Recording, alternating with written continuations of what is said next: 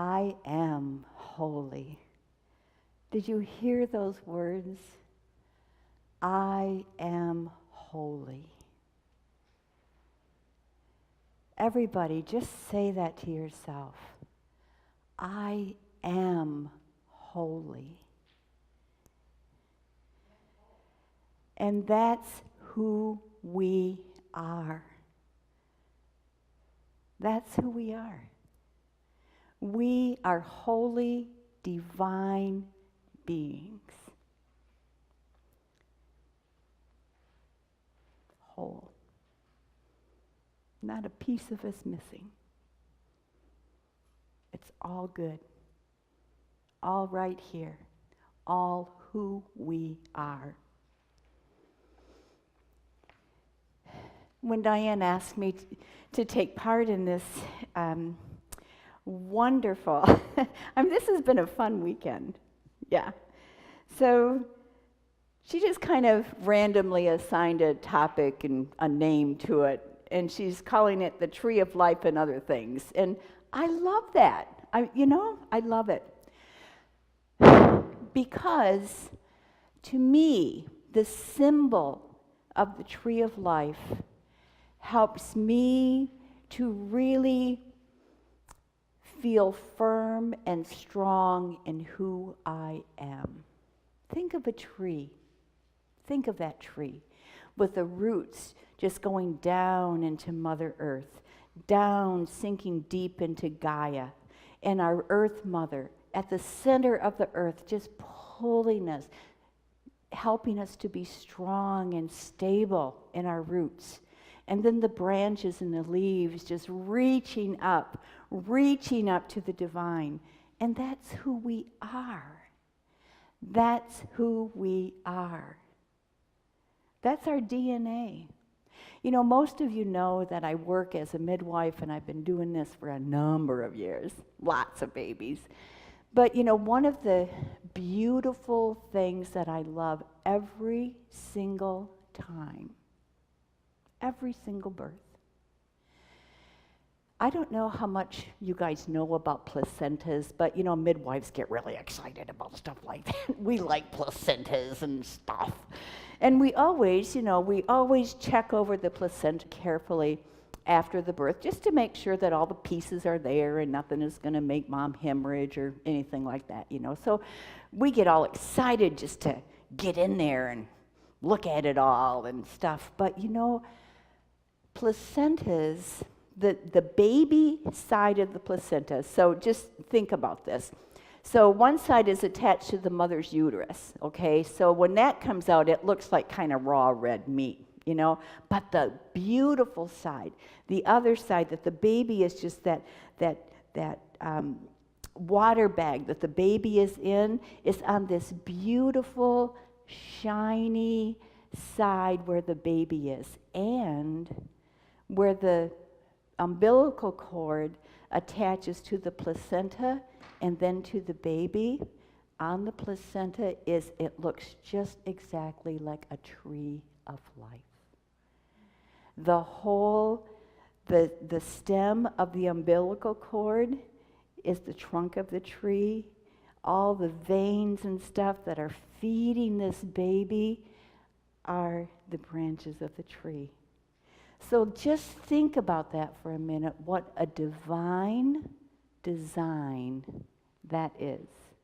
And what a beautiful symbol that is, that right even from before we are born onto this earth plane, we have that symbol of the tree of life, that this is where our strength and who we are comes from. And it's with us, even before we're born. It's just a divine design. It's wonderful. It's beautiful. And I love to see that every single time. You know, I'm just kind of goofy like that, but I like it. Another divine design. And just think about this. Think about this, you guys. We all are familiar in this room, I'm sure. We're all familiar with the chakra system. okay? Most people work with seven different chakras. Some of us work with a few more than that, but basically there's 7 chakras, okay? So 7 chakras, and they can marry right along with the 7 sacraments of the Christian church. I'm just going to run through these real quick for you, and if you want to know more about this, study Carolyn Mace, because she is a very amazing teacher. But the 7 chakras and the Christian sacraments. So just think about your base chakra, right at the base of your tailbone, okay? And what does that represent to us? You know, the base chakra represents our tribal energy, okay? And in the sacrament, it represents the sacrament of baptism. So tribal energy, baptism. Makes sense, doesn't it? So moving up just a bit, our second chakra is our chakra of partnership.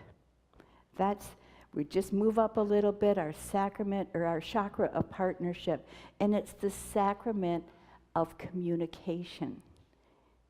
So partnership and communication. Of course, they go hand in hand, don't they?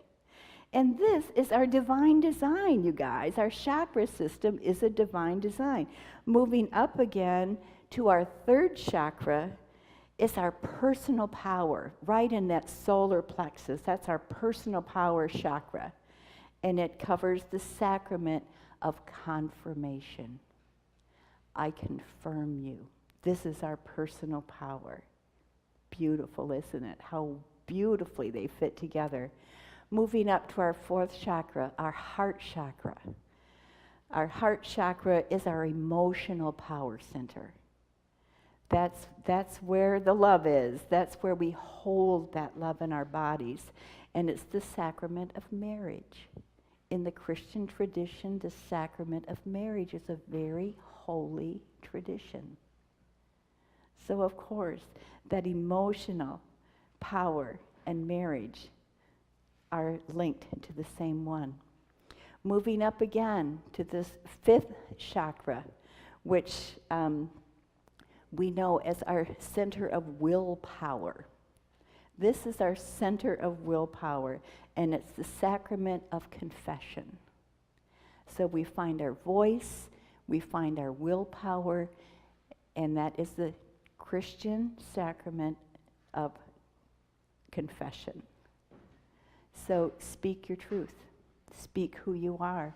Confess who you are. Don't hide it anymore. Don't hide your light. Confess, I am, I am, I am. Moving up again to the sixth chakra, right in the center of our forehead. And that is the chakra of our mind. The chakra, our third eye we call it, but it's the chakra of our mind. And it's the sacrament of ordination. We ordinate. We bestow an ordination. It's a mind thing. And then up, of course, to our beautiful crown chakra, and it's the chakra of our spirit. Beautiful, beautiful chakra. And that is the sacrament, the Christian sacrament of extreme unction. Extreme unction. Like the last rites in the Christian church, extreme unction. Of course, it's right here at our spiritual center, right on the top of our head. Isn't that beautiful? And again, I just want to point out, this is a divine design. It's not by accident that these chakras are lined up the way that they are. And it's not by accident that the Christian church has the sacraments that can line up too. And if you follow the Jewish tradition, their sephira line up exactly the same, except it's turned upside down. So it's just amazing how that all works in the spiritual traditions. We are divinely designed. There is no getting around it. We are divinely designed. You know, I believe that our human nature is divine, and we have heard that said in many different ways yesterday and today. We've heard it said, we are divinely designed. The overused but true phrase that we are divine beings having a human experience really does sum it up nicely. You know, we know that. We know that we are spiritual beings. We are divine beings. We are infinite beings.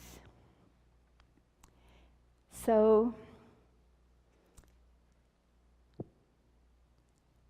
the very essence, the very fabric, the very subatomic particles, the nanoparticles of us are divine. We are part of the one divine mind. It's the elemental material from which all things are created. And all things, all this stuff is love. That's the name of this essence, this energy. It's love. That is the creative power of the universe. And not love like we think about it, like the Hallmark kind of stuff, and oh my God, I love you so much, da da da da da. No. This is the creative power of love. This is the Godness of us. This is another name for God, is love. God is love. That's in the Bible somewhere, and I am not a scripture person. God is love. That is our truth. You know, we may have thought about ourselves as carrying this spark of divine light and essence within us. We might have thought that, and that's true, but it's incomplete. Often we've heard that we need to activate and to attune and to work and to struggle to ignite this spark of divinity in order to become the magnificence and the true expression of who we are. That's an incomplete understanding. Every fiber of our being, every unique hair on our head, every cell of our skin, every element of our blood, our organs and our bones is patterned after, and it's a reflection of the one, of divine love. It's who we are. And it's not just a single spark, but it's a totality of who we are. We are already all of that. That is who we are. Not just a spark. Not just this thing that we have to blow into ignition. We already are all of that. Our job here, people, is to remember that. To remember who we are. To remember that when we look at each other and we see that love in each other, that we're reflecting, that is a divine being in front of me. And I am a divine being too. That no matter what anybody that we come into contact with on this planet, any being, every being, is that complete divine divinity already. I promise you, people, there is not one soul who incarnated on this planet with the intention of being a horrible dictator, of murdering and raping. Not anybody did that. We all came. We all said, hey, I'll go. I want to go to that planet. You know why? Because this is a planet among multiverses. Not just the universe, but multiverses, planets. This is the planet of divine experiment to be able to live in physical form in love. Beings from all over the multiverse are saying, I want to go there. And here we are. We chose to come here, folks. It's not by accident. None of it is by accident. This was our choice. And you know why? Because we know who we are. We may have forgotten for a minute. It may be a little bit cloudy. Maybe sometimes we can't open our eyes and really see who we are. But we are divine, whole beings.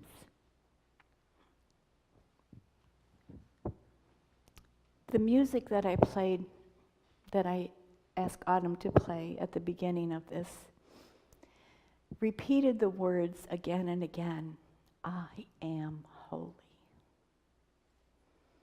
I am holy. People, remember, that's who we are. I am holy. Say that with me. I am holy. And what is God's name? I am holy. And who are we? We are God. Yes, not just the spark. We are the totality. It's like all of you, I'm sure, have heard the metaphor about the wave in the ocean. That, the wave comes up and you can catch parts of the wave. That wave is still every single element of the ocean. The same with all of us. The same with all of us. We have every divine quality already within us. That's who we are. I challenge you each, when you go home today and when you wake up tomorrow and when you go to bed tomorrow night, every single morning and night and any time in between that you can, look in the mirror and look in your eyes and say, I am holy. Until you believe it. Until you believe it.